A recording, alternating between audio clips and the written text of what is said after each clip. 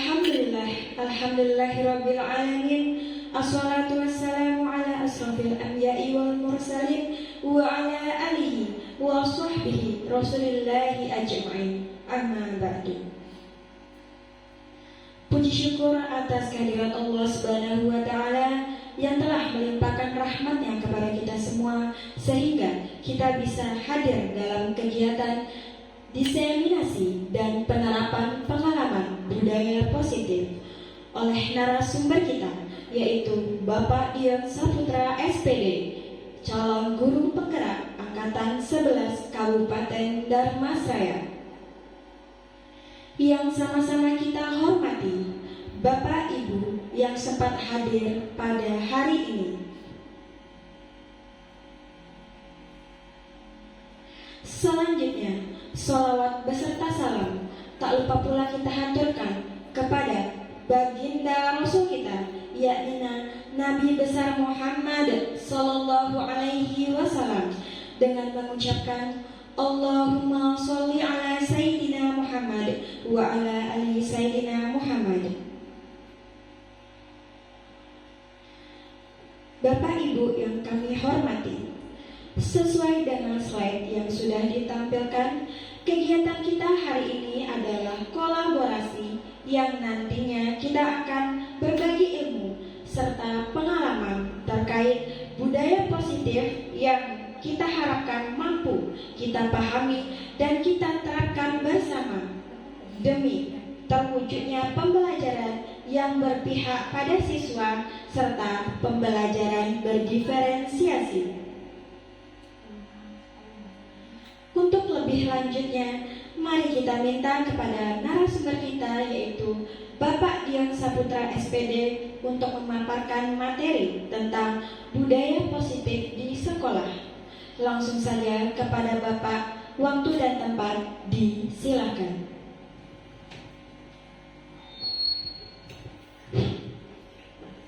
Bismillahirrahmanirrahim. Assalamualaikum warahmatullahi wabarakatuh.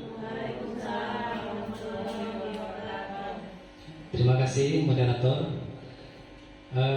Kata penghormatan kita tumpahkan pada pembicara terlebih dahulu. Selanjutnya saya mengucapkan banyak terima kasih kepada Bapak Ibu yang sudah menyempatkan diri untuk hadir dan bergabung pada kegiatan kita hari ini, yang mana seperti yang kita lihat hari ini kita akan membahas tentang budaya positif di sekolah kita. Nah, sebelum kita mulai kegiatan kita, mari sama-sama kita memacu semangatnya dulu. Sepertinya sudah loyo, sudah letih lesu lelah. Ya, kita coba tepuk semangat. Ada yang tahu caranya?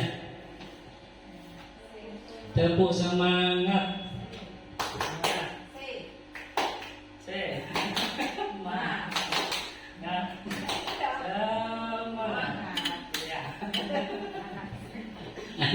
Anak banget ya.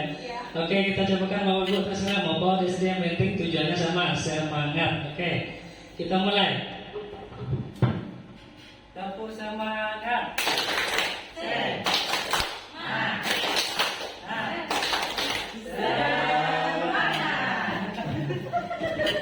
Gak ada bau-bau neraka.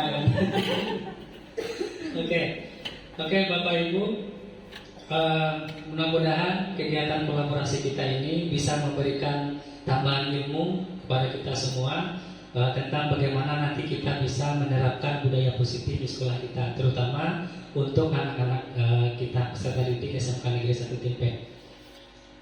Oke, langsung saja.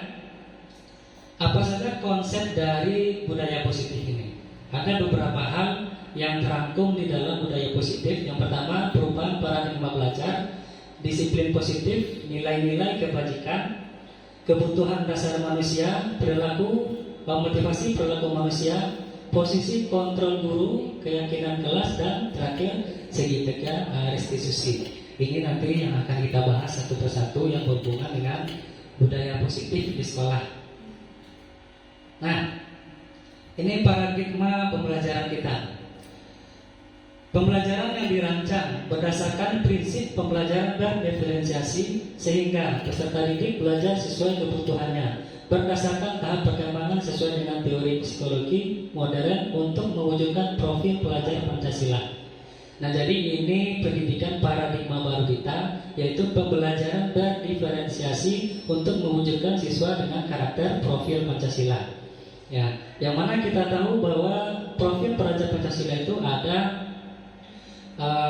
mencakup beberapa dimensi yang kita harapkan ada pada diri siswa kita.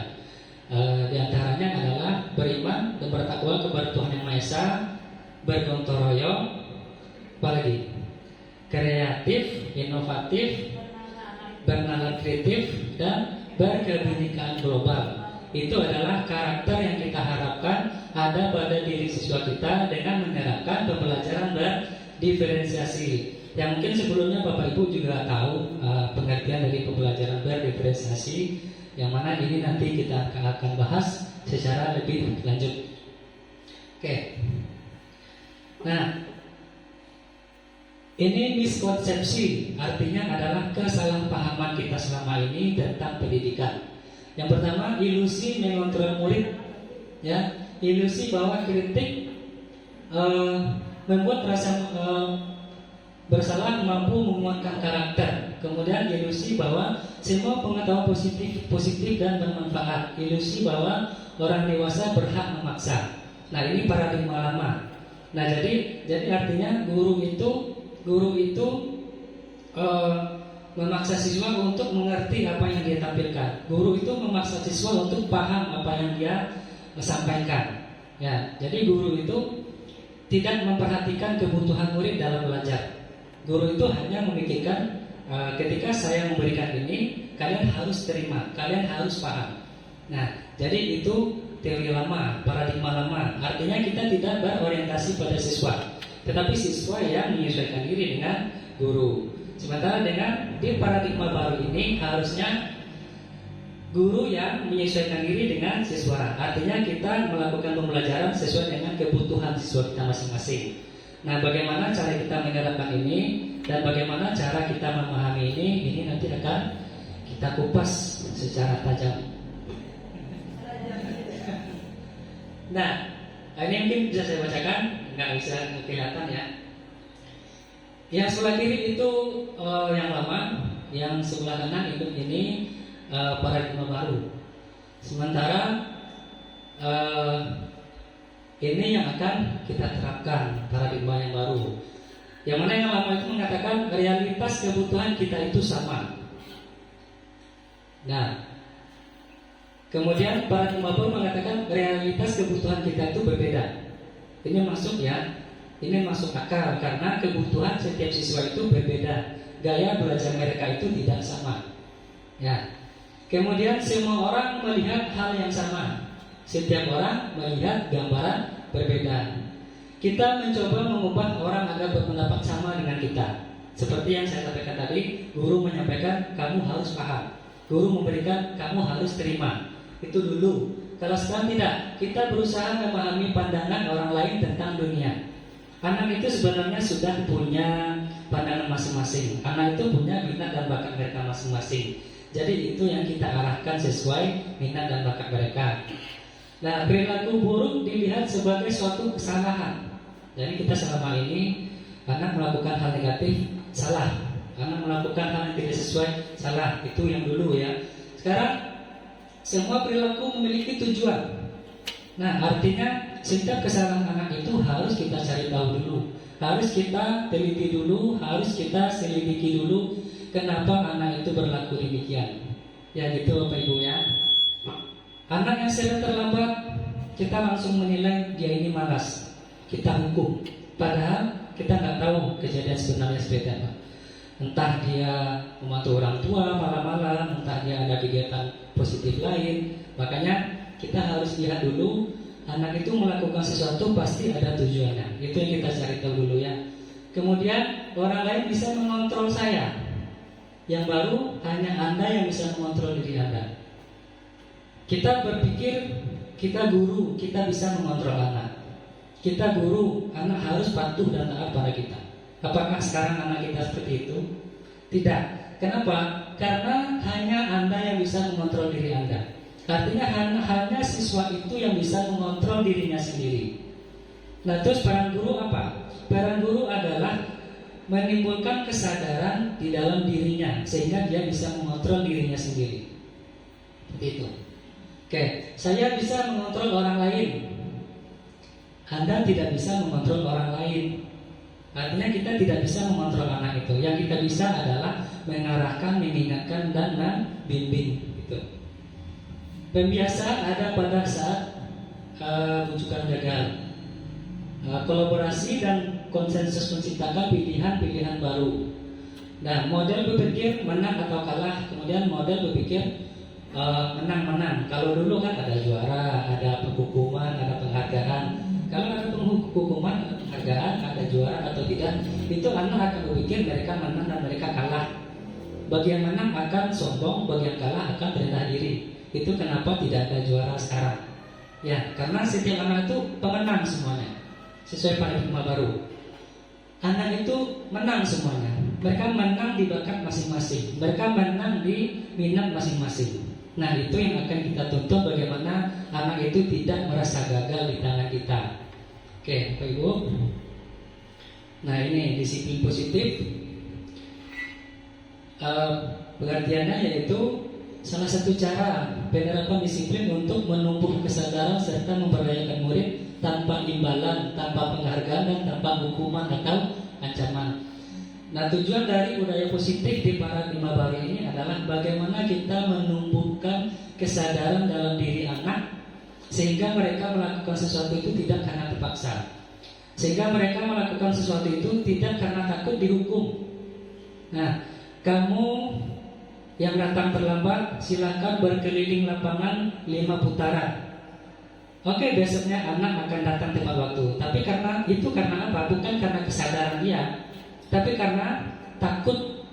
Karena dia takut dihukum, makanya dia melakukan itu.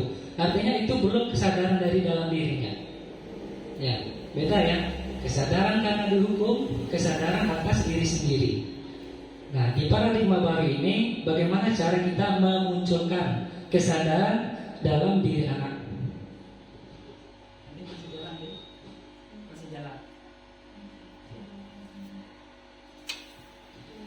Nah, ini nilai kebajikan, nilai-nilai kebajikan yang kita harapkan muncul pada diri siswa kita.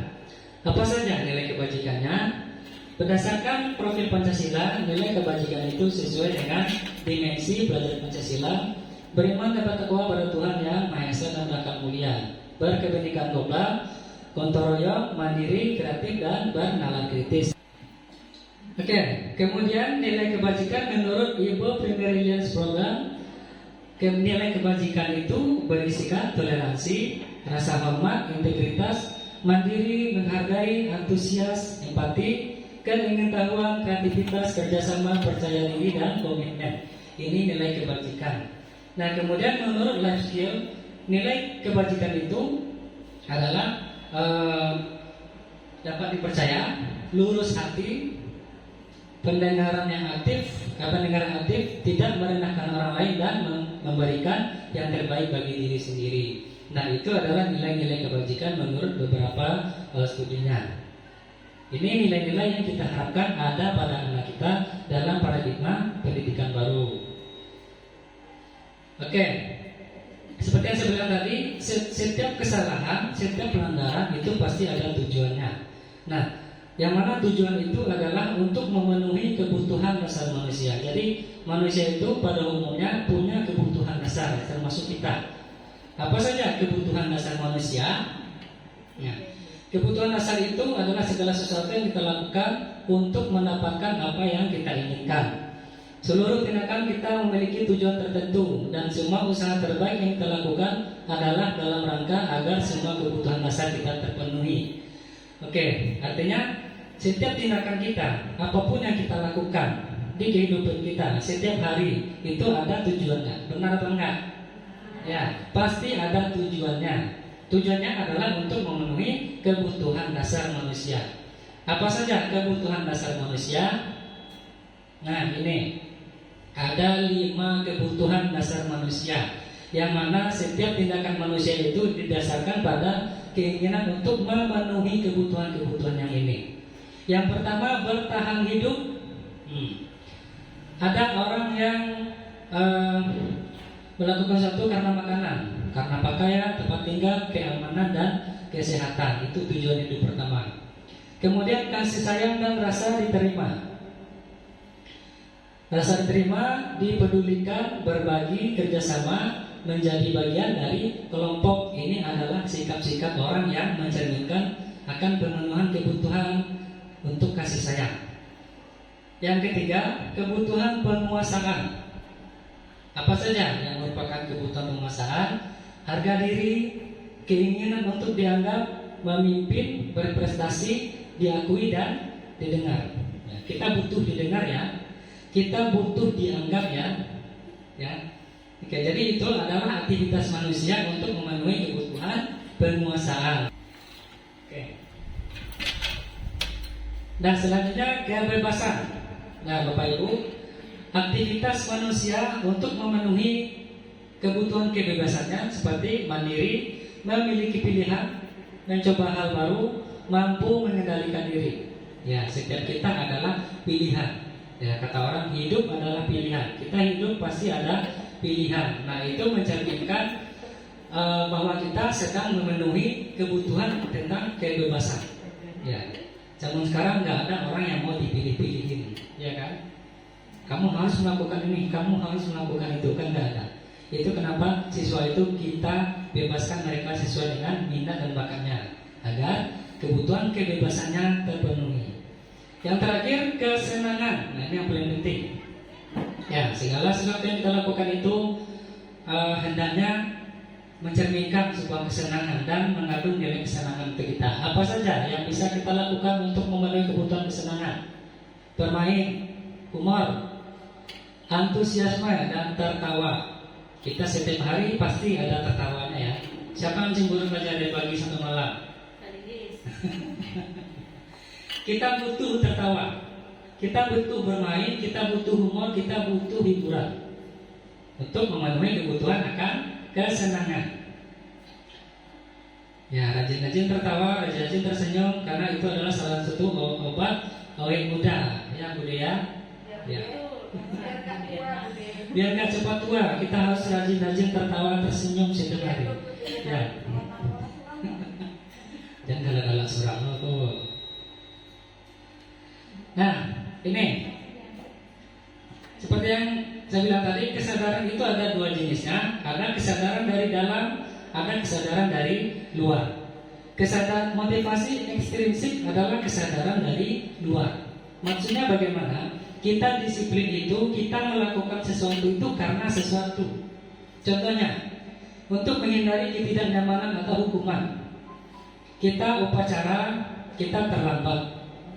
Nah, kita ditegur kepala sekolah. Kita sering ditegur kepala sekolah. Kemudian berikutnya kita tidak terlambat lagi. Kenapa? Karena kita tidak mau ditegur kepala sekolah. Berarti itu belum kesadaran dari dalam diri. Itu merupakan kesadaran karena tidak nyaman dinasihati terus. Karena tidak nyaman nanti diberi sanksi oleh kepala sekolah. Atau seperti siswa kita yang telat masuk kelas, silakan berdiri di depan kelas selama jam pelajaran berlangsung. Nah, ada ya seperti itu ya. Nah, besoknya mereka tidak akan terlambat lagi. Kenapa? Bukan karena kesadaran diri, tapi karena takut dihukum. Yang kedua, untuk mendapat imbalan atau penghargaan dari orang lain. Nah, contohnya anak-anak kita yang juara, anak-anak yang kita rajin, kita beri reward, kita beri penghargaan. Kamu dapat buku 1 kode, ya, kamu bakal dapat pena 1 lusin, atau kamu dibebaskan SPP. Nah, dia itu rajin karena ingin mendapatkan sesuatu. Ya, dia itu disiplin karena ingin dipuji, karena ingin dihargai. Jadi ada sesuatu yang diharapkan, makanya dia disiplin. Nah, ini adalah 2 jenis kesadaran ekstrinsik, kesadaran dari luar diri manusia. Nah, bagaimana yang terbaiknya? Yang terbaik adalah kesadaran intrinsik. Maksudnya bagaimana? Kesadaran intrinsik itu adalah kesadaran yang benar-benar dari dalam diri kita. Bagaimana kita menghargai diri sendiri dengan nilai-nilai yang kita percaya. Kalau kita disiplin karena kita menghargai diri, karena kita tidak nyaman dengan ketidakdisiplinan, bukan karena takut dimarahi kepala sekolah, bukan karena takut diejek-ejek teman, bukan karena mengharapkan penghargaan. Oh, guru terdisiplin, guru termalas. Nah, jadi kalau kita disiplin karena tadi itu bukan Hester ya. Jadi kita itu sadar bukan karena kesadaran intrinsik, bukan karena kesadaran dari dalam diri kita. Ya, jadi seperti halnya kita disiplin melaksanakan ibadah. Ya, itu karena kesadaran, karena itu adalah memang kewajiban kita. Itulah yang dinamakan dengan kesadaran intrinsik. Jadi itu yang kita harapkan ada pada siswa kita, bagaimana mereka itu disiplin tanpa takut akan hukuman, kemudian tanpa berharap imbalan. Tetapi memang karena memang mereka ingin mendisiplinkan diri sendiri, bagaimana mereka menghargai diri sendiri, bagaimana mereka itu malu ketika tidak melaksanakan sikap yang disiplin. Itu yang kita harapkan. Nah, ini Bapak Ibu, ada tiga jenis bentuk tindakan dari sikap siswa. Yang pertama, hukuman. Hukuman ini adalah bentuk tindakan, bentuk sesuatu yang mereka pertanggungjawabkan atas ketidakdisiplinan yang telah mereka lakukan. Sifatnya adalah tidak terencana atau tiba-tiba. Artinya tidak kita rencanakan. Kemudian murid tidak tahu apa yang akan terjadi atau yang tidak dilibatkan.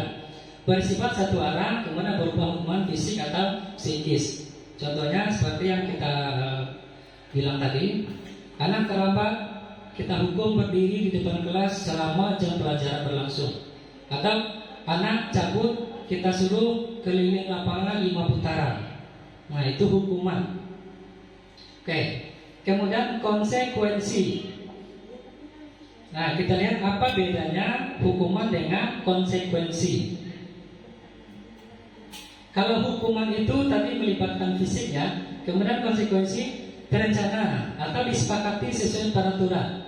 Dia tidak tiba-tiba, tetapi sudah diatur sebelumnya tentang konsekuensi ini. Kalau kamu tidak gini, maka kamu akan itu. Itu sudah kita atur di awal dan anak sudah tahu. Murid tetap dibuat tidak nyaman, walaupun itu namanya konsekuensi, walaupun itu namanya sudah mereka sepakati, tapi mereka tetap tidak nyaman dengan konsekuensi. Contohnya gini, ada teman yang merobek buku temannya, maka siswa yang merobek ini disuruh untuk mengganti buku itu. Itu kan bukan hukuman, bukan ya, tapi itu konsekuensi. Nah, tapi tetap orang yang melakukan konsekuensi itu tetap tidak nyaman dengan hal seperti itu. Nah, contoh lain, dia menumpahkan minuman ke lantai misalnya. Kemudian konsekuensinya silakan kamu pel sampai bersih. Dia tetap tidak akan nyaman karena mungkin malu dilihat teman-temannya. Ya, walaupun itu tidak hukuman, tapi tetap ada perasaan tidak nyaman. Apalagi hukuman akan menyebabkan perasaan malu sama anak, dan anak itu akan dendam sama gurunya. Ya, di sini Bapak Ibu, dulu waktu sekolah saya kan pernah dihukum. Apa bentuk hukumannya? Cabut rumput. Cabut rumput dari gerbang sampai pagar belakang. Nah, itu bedanya ya, hukuman sama konsekuensi. Nah, ini yang tujuan kita. Ini tujuan kita yang akan kita lakukan. Ini adalah yang pilihan yang terbaik. Restitusi. Apa itu restitusi? Proses menciptakan kondisi bagi murid untuk memperbaiki kesalahan. Proses kolaboratif yang mengajarkan murid untuk mencari solusi sendiri. Nah, ini pengertian restitusi. Jadi restitusi itu bagaimana kita menimbulkan kesadaran pada diri anak sehingga dia menyadari kesalahannya, kemudian dia kita tuntut untuk mencari solusi. Kira-kira kalau kamu seperti ini, menurut kamu solusinya seperti apa? Nah, jadi kita tanya kesadaran anak. Kita minta anak itu mencari solusi, bukan kita yang menjatuhkan hukuman. Itu ya. Jadi itu pengertian restitusi.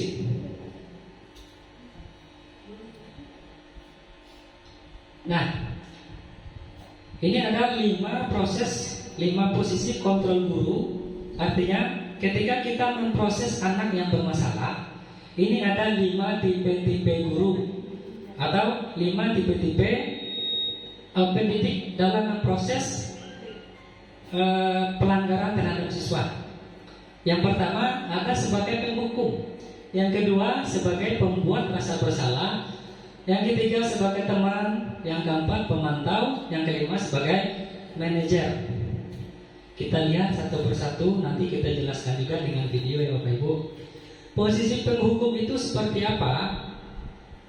Nah, contohnya ini, ada anak terlambat, anak bertengkar ya. Kamu lagi, selalu saja kamu yang bertengkar. Sekarang kamu lari 2 kali keliling lapangan, itu hukuman. Karena itu melibatkan fisik. Apa yang terjadi pada anak? Anak akan dendam gak? Anak akan kesal, dongkol, marah sama gurunya. Itu yang akan dirasakan oleh anak, dan itu akan disimpan oleh siswa kita. Itu sebagai posisi penghukum. Kemudian pembuat rasa bersalah. Nah, ini orang yang suka membuat orang lain rasa bersalah. Kalau kita rasa bersalah itu juga gak enak ya. Gimana rasanya kalau kita merasa bersalah sama orang lain? Kecuali kita merasa nggak pernah salah, ya kita selalu benar gitu ya. Nah, seperti apa tipe guru yang selalu membuat rasa bersalah ini? Andi, kamu ini gimana ya? Kamu sudah berjanji dengan ibu tidak bertengkar lagi. Kamu kenapa ya selalu seringkali mengecewakan ibu? Dan ada lagi, kamu nggak kasihan sama ibu? Ibu udah capek-capek begini menjelaskan, kamu tidak mendengarkan. Kamu nggak kasihan? Kamu suka bapak ditegur sama kepala sekolah? Nah, itu kan kata-kata yang akan menyebabkan perasaan bersalah pada diri anak. Itu juga gak enak ya. Karena apa yang dirasakan oleh anak ketika kita berbicara seperti ini, mereka akan merasa jadi orang yang gagal ya, nah. Mereka akan merasa jadi orang yang tidak bisa diharapkan. Artinya bukan tidak mungkin nanti anak itu kan akan jadi anak yang pendiam akhirnya dan introvert, takut berbuat sesuatu karena takut salah. Oke. Kemudian di posisi teman, ada guru yang seperti teman sama siswanya. Andi, ayolah, bagaimana sih kamu? Kemarin kamu sudah berjanji kepada ibu kan? Kenapa bertengkar lagi? Nah, ada siswa dan guru yang seperti itu. Nah, tapi batasan antara guru dan siswa ini jangan terlalu dekat kali Bapak Ibu. Kenapa? Karena kalau kita terlalu jadi teman, anak itu tidak akan memandang kita sebagai sosok yang berwibawa. Alah, bapak itu gampang, alah, bapak ibu itu enteng. Jadi tetap kita beri batasan. Boleh kita anggap anak sebagai teman, tapi tetap kita beri batasan. Bagaimana anak itu tetap menghargai kita sebagai gurunya. Ya. Kemudian sebagai pemantau. Bagaimana tipe guru sebagai pemantau ini? Ini contoh kata-katanya. Adi, tahukah kamu bahwa sikap saling menghargai itu penting? Hari ini kamu bertengkar lagi. Kamu tahu kan konsekuensi dari perbuatan ini? Artinya kita menanyakan tujuannya adalah untuk membangkitkan kesadaran anak, ya, kalau dia itu sudah melanggar disiplin. Nah, itu tipe guru pemantau. Nah, ini tipe guru yang kita harapkan. Manajer. Bagaimana tipe guru sebagai manajer? Contohnya, apakah kamu sudah tahu dengan kesalahanmu? Artinya kita tidak langsung mengatakan, oh kamu salah, kamu nakal, kamu bandel. Kita nggak langsung mengatakan seperti itu, tapi kita tanya ke dianya, apakah kamu sudah tahu dengan kesalahanmu? Nah, dia sadar nggak dengan kesalahan? Bagaimana cara kamu memperbaiki kesalahanmu? Nah, ini yang saya katakan tadi, bagaimana kita menimbulkan kesadaran intrinsik atau kesadaran dari dalam diri siswa tentang kesalahannya. Nah, ini 5 tipe-tipe guru ya. Coba. Kita lihat ada contoh videonya. 5 posisi kontrol dalam restitusi adalah proses perjalanan seorang pendidik agar dapat mengenali guru. Pada video kali ini, kita akan membahas tentang 5 posisi kontrol yang dikembangkan oleh gaya dosen dalam menghadapi masalah tersebut.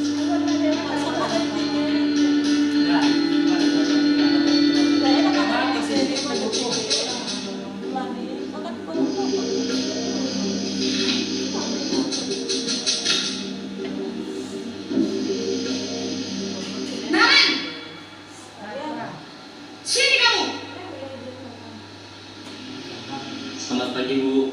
Selalu terlambat. Kamu deh, pasti terlambat. Maaf, Bu. Saya Apa? Apa coba? Dasar kamu apa lagi? Kapan sih kamu tidak terlambat? Malas sekali ya kamu jadi anak. saya Dasar pemalas. Gak kapok-kapok sih kamu. Sudah berapa kali terlambat? Sana, kamu keliling lapangan basket 2 kali. kenapa saya harus ke lapangan basket, Bu? Kenapa? Kamu melawan ibu. Berani-beraninya jawab. Sudah terlambat, masih berani jawab pula. Sekarang, keliling lapangan basket 5 kali sekalian. Biar kapok. Cepat. Pergi sana ke lapangan basket. Nah, ini tipe guru penghukum ya. Kita lihat dari gaya bicaranya, kasar, membentak-bentak, dan hukumannya adalah keliling lapangan 5 kali. Itu tipe guru ya. Siapa di sini yang seperti itu? Oke. Sekarang kita lihat posisi selanjutnya. Posisi Membuat rasa bersalah.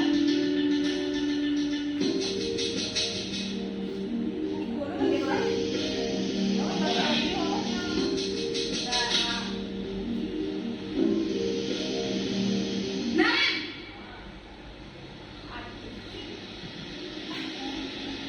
Selamat pagi, Bu. Naren.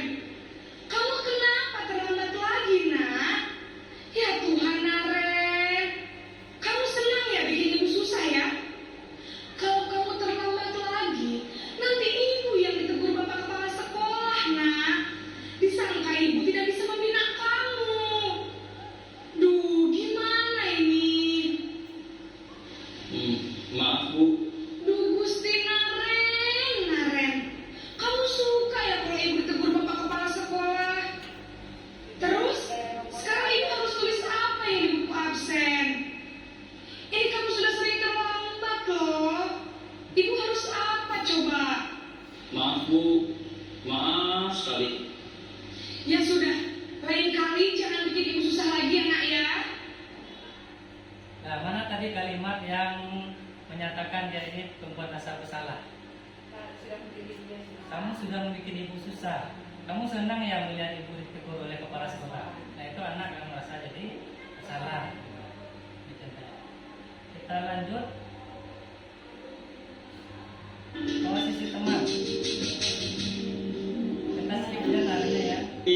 Ibu saya. Selamat pagi, Bu. Wah, sudah jam berapa ini nak? Terlambat lagi ya saya. Ini siapa? Iya, Bu. Habis ibu saya lupa memakan saya, Bu. Kamu malah menyalahkan ibu kamu. Kamu bukannya anak yang larinya paling kencang.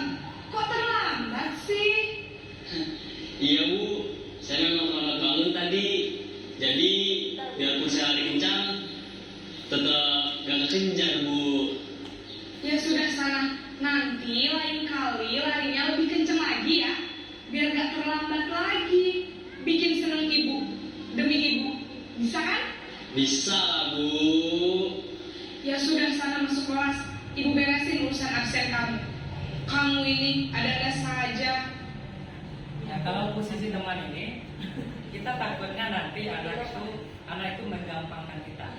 Oh, gampang lah bapak itu, gampang lah ibu itu. Jadi kita boleh posisi teman, tapi kita batasi. Ya, jangan terlalu membaur, jangan terlalu ngeblend dengan mereka ya. Kita lanjut. Dalam posisi teman, Posisi pemantau atau monitor. Selamat pagi Bu. Naren, apa peraturan sekolah kita tentang jam berapa kita harus masuk sekolah, nak? Kita harus di sekolah jam 7 Bu. Iya betul, sekarang sudah jam 7.20. Naren sudah tahu konsekuensinya jika terlambat hadir. Paham Bu.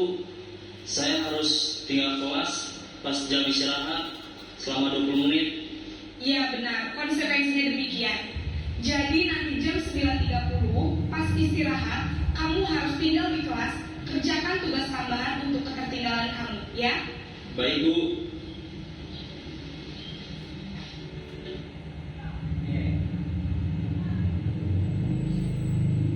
Nah, ini posisi manajer, posisi yang kita inginkan ya. Pak, Iya. selamat pagi Bu. Selamat pagi Naren. Maaf Bu, saya terlambat. Iya, sekolah masuknya jam 7, sekarang sudah jam 7.20. Jadi sekarang bagaimana ini Naren? Maaf Bu, saya lupa setel alarm saya semalam. Baiklah, menurut kamu, keyakinan sekolah yang mana yang perlu kamu tingkatkan? Menghargai diri sendiri dan orang lain mungkin ya Bu. Setuju. Jadi, apakah Naren meyakini prinsip saling menghormati tersebut? Iya Bu, saya meyakininya.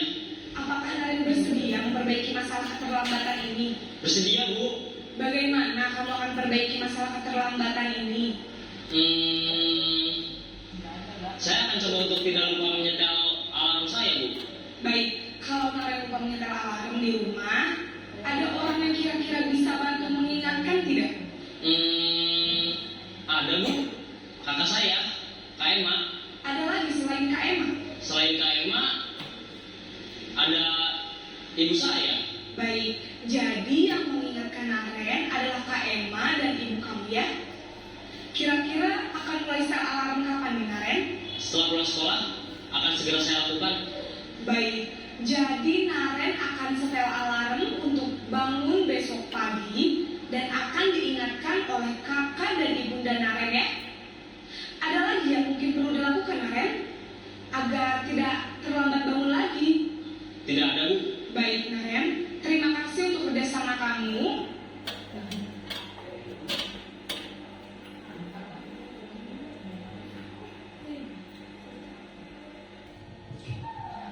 Oke Bapak Ibu, itu tadi sudah sama-sama kita saksikan 5 posisi kontrol guru dalam menangani pelanggaran disiplin terhadap siswa. Nah, dari kelima itu posisi yang kita harapkan adalah posisi pemantau dan posisi manajer. Tapi yang sangat kita inginkan adalah posisi manajer. Kenapa posisi manajer sangat kita inginkan? Karena dari posisi itu kita menanyakan apakah anak itu sadar akan pelanggaran disiplinnya atau tidak. Apakah mereka punya kesadaran. Nah kemudian kita lempar kepada anak itu. Kira-kira kalau dia sudah melakukan pelanggaran itu, apa yang akan dia lakukan untuk mengatasi pelanggaran itu? Apa yang akan dia lakukan supaya kedepannya dia tidak mengulang lagi pelanggaran disiplin itu? Jadi bukan kita yang menentukan, tetapi anak yang menentukan sendiri apa yang harus dilakukan. Jadi itu namanya adalah sikap reflektif. Reflektif artinya bagaimana cara kita memperbaiki diri kita atas kekurangan dan kesalahan yang telah kita lakukan. Oke, itu Bapak Ibu.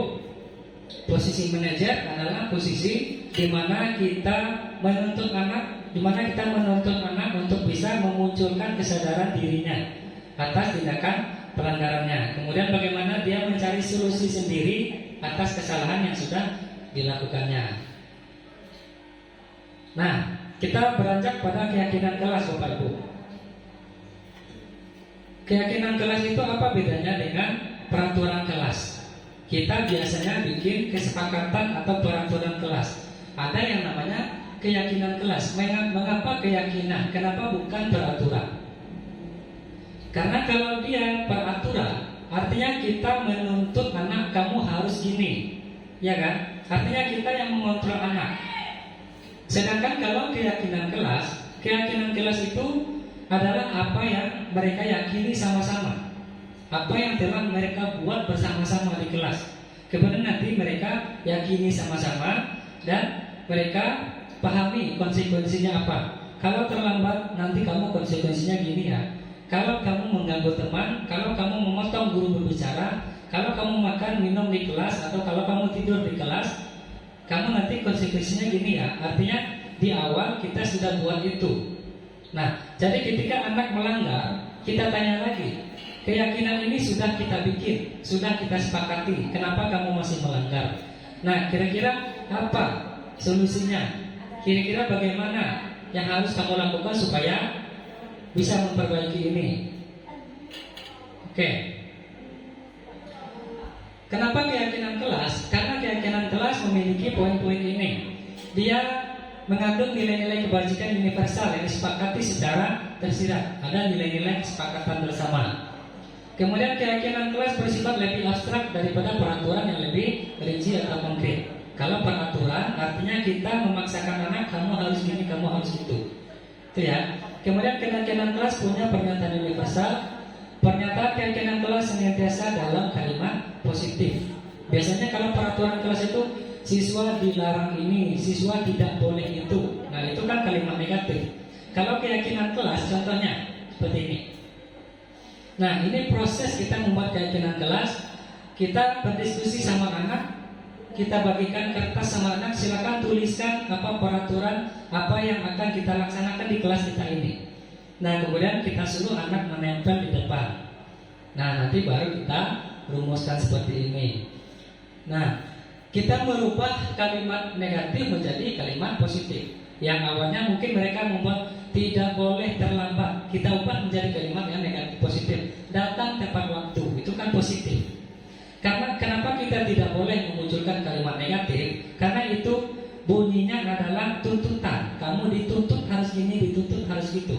Sementara kita nggak boleh menuntut, makanya kita buat kalimat yang positif. Datang tepat waktu, saling menghargai atau menghormati. Itu kan adalah nilai-nilai yang kita yakini bersama. Nilai-nilai yang akan kita terapkan. Oke. Nah, ini prosesnya kita diskusikan bersama siswa kita tempelkan di depan apa yang menjadi ide atau gagasan mereka. Kemudian kalimat-kalimat mereka nanti kita ubah ke dalam kalimat positif. Baru kita sepakati dan kita tempelkan di kelas untuk kita laksanakan bersama-sama. Nah, tadi ada 5 posisi kontrol yang gunanya adalah untuk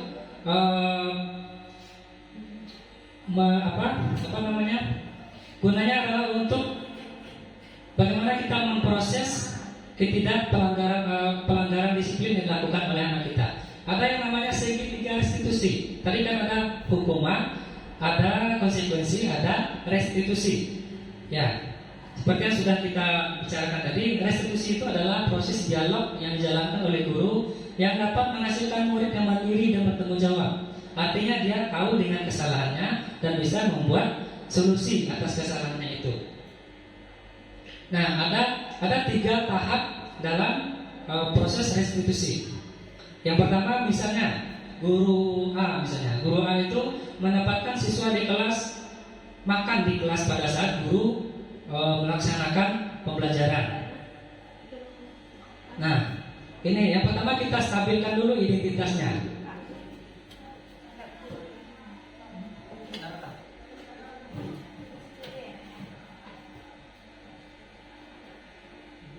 Oke, proses penstabilan identitas ini, ya, konsep dari menstabilkan identitas adalah berbuat salah itu wajar. Ya, kita tidak langsung mengatakan, oh kamu salah, kamu gini, kamu nggak boleh gitu. Nah, kita tenangkan anak itu dulu. Kita katakan, ya kalau seperti itu sih wajar aja. Ya. Tidak ada manusia yang sempurna. Artinya kita tidak terlalu menjudge anak atas kesalahannya. Ya. Karena mereka melakukan itu pasti ada sebab dan alasannya. kita bisa memperbaiki masalah ini. Ya. Kemudian ibu tidak menanyakan kesalahannya, tapi fokus memperbaiki masalahnya. Apakah saat ini kamu telah menjadi orang yang baik untuk dirimu sendiri? Nah, jadi ini adalah pertanyaan-pertanyaan untuk mempertanyakan identitas siswa itu. Nah, selanjutnya tahap validasi tindakan yang salah. Ini contoh kalimat-kalimatnya. Kamu pasti punya alasan mengapa melakukan hal seperti itu. Ya. Jangan kita mengatakan gak ada alasan. Jangan bilang begitu. Karena setiap tindakan itu pasti ada alasannya. Ya, padahal kamu bisa melakukan hal itu dulu dari itu. Nah, artinya kita masih menganggap kesalahan anak itu tidak fatal. Ya, untung kamu masih seperti ini. Padahal kamu bisa aja seperti itu. Gitu. Artinya kita masih mencari yang aman-aman aja dari kesalahan anak itu. Jangan justru kita yang membesar-besarkannya. Kemudian kamu melakukannya karena mempertahankan sesuatu yang penting bagimu. Artinya dia melakukan itu sesuai dengan keinginannya, memenuhi kebutuhan yang tadi ya. Selanjutnya, mungkin kamu bisa pelajari suatu perilaku baru yang lebih efektif. Bersediakah kamu mempelajarinya? Artinya masih kita mintakan kesadaran anak itu untuk belajar dari kesalahannya. Nah, ini yang terakhir. Kita menanyakan keyakinan kelas yang sudah kita buat tadi. Nah, anak itu sudah berdiskusi dengan siswa lain, dengan gurunya, membuat keyakinan kelas sama-sama, menampilkannya di depan, ya. Jadi ketika anak itu sudah melanggar apa yang mereka bikin, nah jadi mereka bisa lebih bisa menyadari kesalahannya. Ya, kenapa dia berbuat demikian? Padahal kamu sudah membuat keyakinan ini bersama-sama. Aturan ini dari kamu, ternyata kamu yang melanggar. Nah, kedepannya bagaimana? Kita tanyakan pada anaknya. Oke, ini contoh kasus yang saya selesaikan sendiri ya. Seorang siswa makan di kelas pada saat jam pelajaran berlangsung.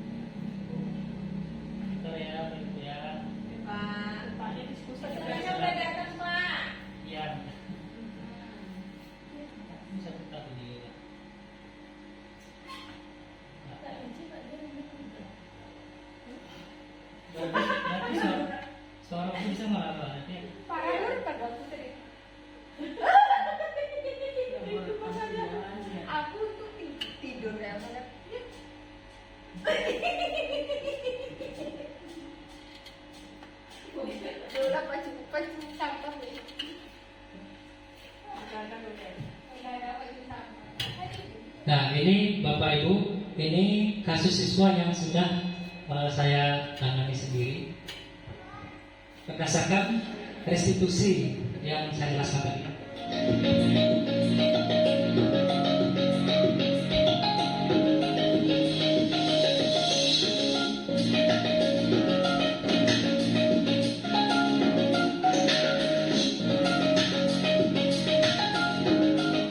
Jadi ini kasusnya ketika guru menjelaskan pelajaran di depan, siswanya tidur, ya. Selamat siang, Kenny. Siang, Pak. Bagaimana kabarnya hari ini? Baik, Pak. Kamu tahu nggak alasan Bapak pergi di sini? Kayaknya gara-gara saya makan di kelas tadi, Pak. Ya, betul. Kamu berusaha apa nih? Iya, Pak. Tadi saya nggak sempat sarapan. Pasti kamu lapar ya kalau sarapan. Iya, Pak. Berarti tadi kamu makan di kelas karena lapar ya? Iya, bener, Pak.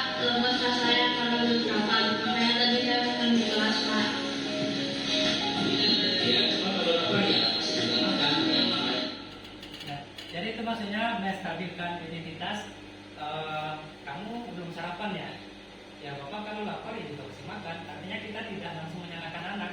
Kita menyamakan kalau dialah waktu yang memang harusnya kita makan. Ya, jadi satu sisi kita masih membela perlakuan anak. Ya. Sekarang coba kita lihat ini. Tindakan kamu makan saat ibu menjelaskan itu sudah sesuai prinsip kamu. Dan setelah anak kita stabilkan, artinya rasa bersalahnya itu sudah hilang. Dia itu udah nggak takut lagi karena sudah sebelum kita bilang wajar, ya wajar kamu lapar makan. Nah pada saat itu anak tidak akan merasa dijudge, anak tidak akan merasa diintimidasi. Nah setelah itu, setelah anak netral, baru kita tanyakan, kamu tahu nggak kalau makan di kelas itu melanggar peraturan? Nah baru kita tanyakan itu ya, itu namanya validasi tindakan. Kita validkan kalau pelakunya itu adalah melanggar peraturan. Sebenarnya nggak sih Pak, makanya tadi saya sembunyi-sembunyi biar nggak ketahuan, tapi akhirnya ketahuan juga. Nah, kemarin kan kita sudah membuat keyakinan kelas ya. Kira-kira keyakinan kelas mana yang perlu kamu tekan? Ya, baru kita kaitkan dengan keyakinan kelas yang sudah kita bikin. Kita sudah buat keyakinan kelas. Kira-kira kamu melanggar yang mana? Nah, pasti anak akan sadar. Kenapa? Karena mereka yang membuat sendiri. Keyakinan mana yang kamu langgar? Saling menghargai Pak. Nah, bagus.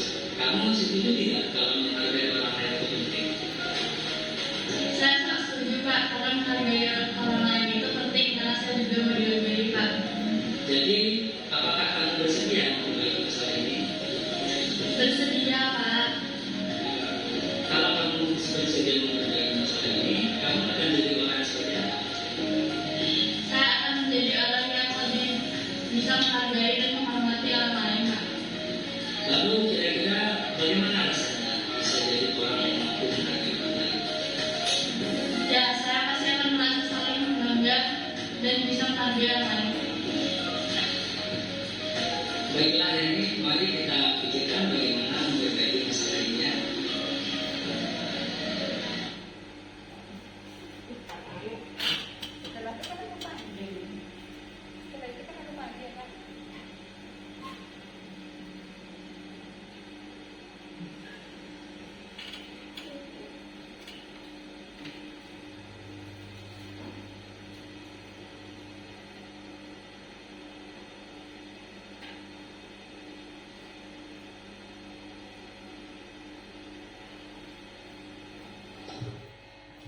Oke, baiklah Bapak Ibu, itu tadi contoh satu kasus dengan penanganan restitusi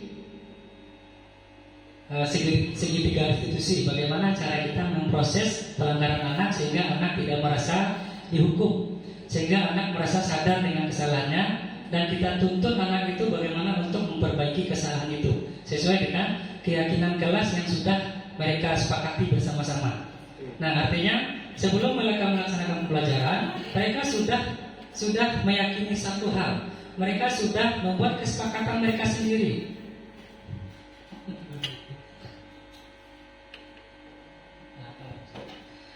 Nah, oke, Bapak Ibu. Jadi itu pemaparan tentang budaya positif. Bagaimana posisi kontrol kita sebagai seorang guru, bagaimana kita melaksanakan segitiga restitusi dengan langkah-langkahnya. Terakhir, penutup dari saya, dalam penerapan disiplin positif, guru sebaiknya memiliki standar kepribadian profesional dan sosial yang baik, di mana guru harus mampu merefleksikan dirinya sebagai manajer yang menuntun murid-murid menjadi insan yang mandiri, merdeka, dan bertanggung jawab. Nah, kata kuncinya adalah kita menuntun siswa. Kita tidak boleh menuntut siswa, tapi kita hanya menuntun siswa. Nah, kalau sekian yang bisa saya sampaikan Bapak Ibu. Terima kasih atas perhatiannya. Banyak maaf. Assalamualaikum warahmatullahi wabarakatuh.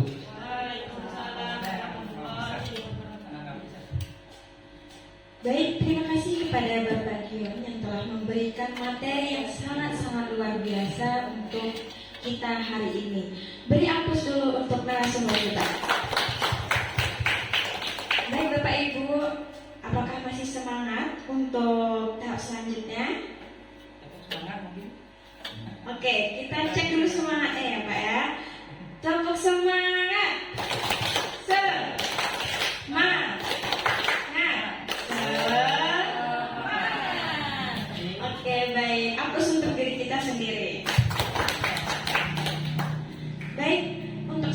selanjutnya yaitu sesi tentang apakah ada tanggapan, apakah ada saran masukan dan tanya jawab. Boleh disilahkan kepada Bapak Ibu. Apakah ada? Aku aja lah. Sebenarnya apa sih inti dari pembelajaran diferensiasi ini? Nah, mungkin ada tanggapan? Oke, baik, Bu Esther. Terima kasih atas waktu yang telah diberikan. Assalamualaikum warahmatullahi wabarakatuh. Terima kasih atas waktu yang diberikan untuk memberikan tanggapan pada diseminasi ini.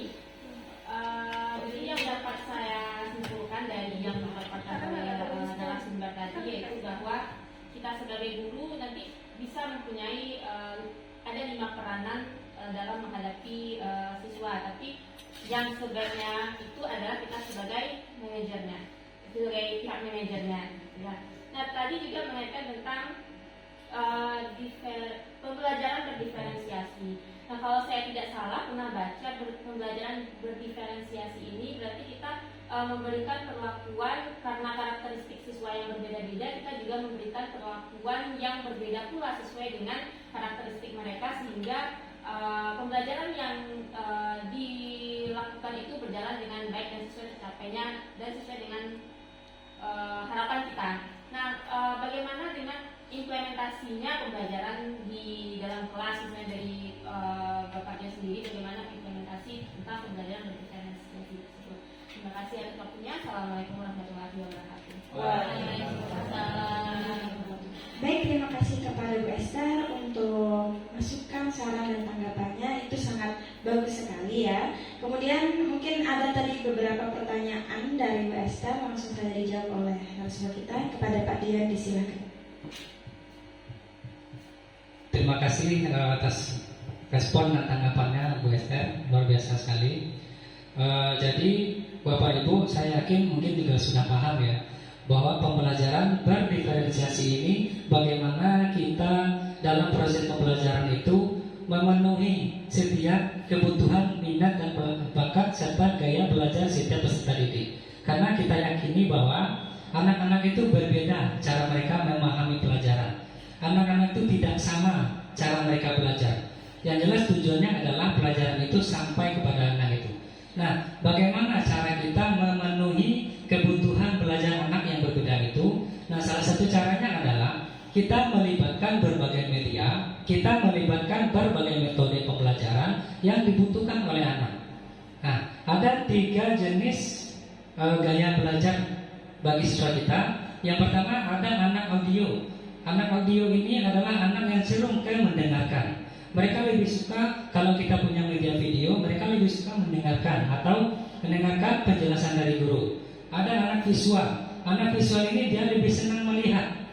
Nah, makanya kita hadirkan beberapa media pembelajaran seperti misalnya gambar, ya atau alat-alat peraga yang bisa mereka lihat. Itu anak visual. Mereka lebih cenderung memahami pelajaran berdasarkan apa yang mereka lihat dan mereka amati. Yang ketiga ada anak kinestetik. Anak kinestetik ini adalah anak yang secara fisik dia itu tidak bisa diam. Kita tidak bisa berharap, kita jangan berharap anak kinestetik ini duduk diam tenang, jangan berharap seperti itu.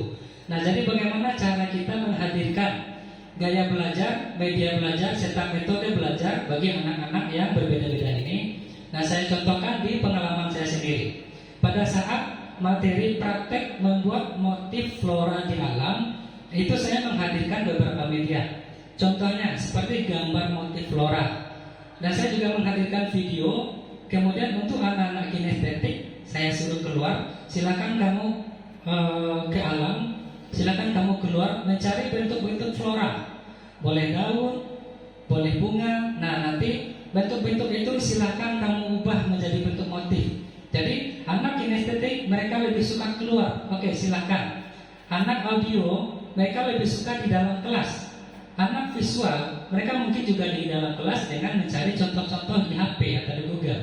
Nah, jadi apapun yang dilakukan anak itu, baik di luar, baik di dalam kelas, baik mendengar, baik pun melihat, mengamati, yang jelas tujuannya adalah mereka mampu membuat motif dari bentuk alam. Jadi intinya adalah tujuan pembelajaran itu tercapai bagaimanapun cara mereka melaksanakannya.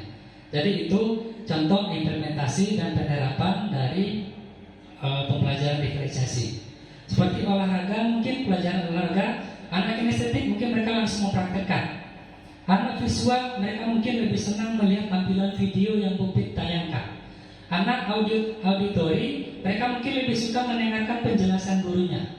Jadi tipe belajar anak itu beda-beda. Gak masalah, yang penting tujuan dari pembelajaran itu tercapai. Nah, jadi itu contoh implementasinya. Ya, jadi kira-kira seperti itu jawaban dari Bu Esther. Saya kembalikan ke moderator. Baik, terima kasih Pak Dion karena sudah menjawab pertanyaan dari Bu Esther tadi. Apakah sampai Bu Esther? Apakah ada tanggapan lagi? Oke, cukup. Apakah ada dari Bapak Ibu yang lain ingin menanggapi, memberikan tanggapan, saran dan masukan? Oke, baik, jika tidak ada, berarti untuk pertemuan kita kali ini tentang diseminasi dan penerapan pengalaman budaya positif tentang pembelajaran berdiferensiasi, yaitu dapat disimpulkan bahwasanya pembelajaran berdiferensiasi itu adalah pembelajaran yang berpusat kepada peserta didik. Namun untuk menunjang hal tersebut, kita harus atau kita tidak boleh meninggalkan tujuan pembelajaran yang harus dicapai. Nah, mungkin itu kesimpulan dari kami. Baik, sebelum kita tutup, alangkah baiknya kita membaca hamdalah bersama. Baik, jika ada kata-kata saya yang salah mohon dimaafkan. Saya akhiri. Assalamualaikum warahmatullahi wabarakatuh.